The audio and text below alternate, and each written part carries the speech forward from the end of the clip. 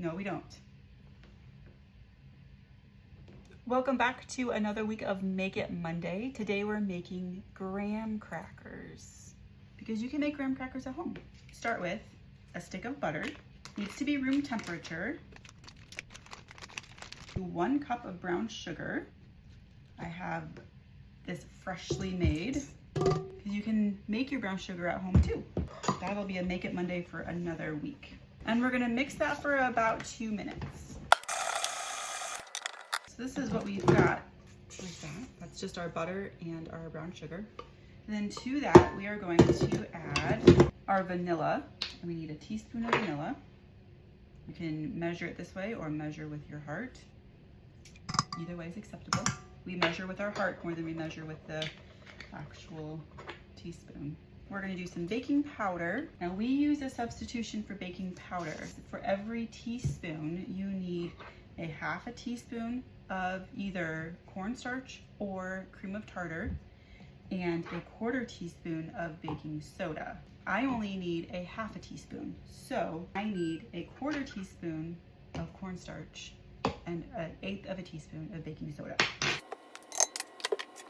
We need baking soda as well, and that's a 1/2 teaspoon. We need the salt, that's a 1/2 teaspoon. And we're gonna mix that for 30 seconds. Then we're going to do our flour and our milk. Do that in alternating amounts, and you're gonna mix in between. So we're gonna start with our flour. Here's 1 cup. Then we have a 1/2 cup of milk. I'm gonna add just about 1/2 of it. Another cup of flour. The rest of the milk. Okay, and your dough will be thick. It's kind of like you do sugar cookies where you roll it out. It's kind of what we're doing. Then you're going to form it into a ball. You just take some parchment paper, and flatten it out. Seal it up, and I'm gonna pop it in the fridge in about 4 hours. I don't always wait 4 hours.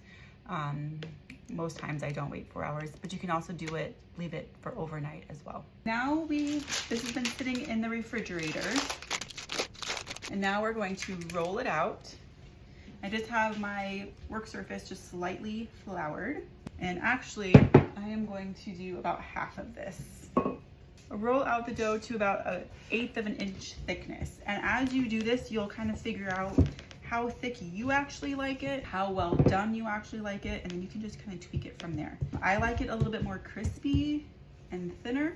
My husband likes it more thicker and chewier. So it just kind of depends on what you like. I'm gonna take my bench scraper. I'm just gonna kind of cut squares. You can cut out different shapes if you want. You can kind of do whatever you want to do. It does bake better when it is smaller pieces. My oven is preheated, 350. Okay, so I'm gonna cut this in quarters.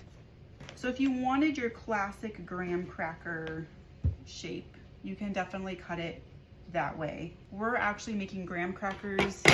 My birthday is tomorrow, and so Madeline is gonna make me a French silk peanut butter pie. And so we needed graham crackers because I wanted a graham cracker crust. So I just use my bench scraper, pick it up, and then I'm just gonna put it on a parchment lined baking sheet. So this is kind of the thickness that I have. It could be a little smaller, but I think it'll be okay. So I just have my sheet here that I'm sticking them on. You can just take a fork and prick it. Do you want to do that for me? Sure. These scrap things here, I'm gonna put those on as well. And you can do your other half. You can make these in any shape if you want. So if you wanted, like for Valentine's Day, you wanted to make heart graham cracker shapes, or Christmas, you could make Christmas trees. A penguin. You could make a penguin. You can have fun with it or just whatever. Typically we just whatever because we don't really care. We just want something to snack on. This makes a really nice snack.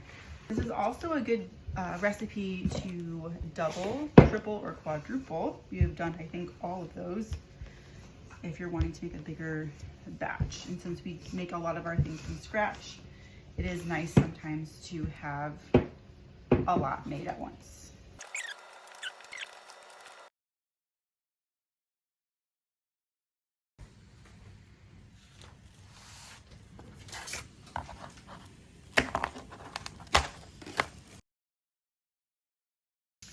And so we have a cup of butter.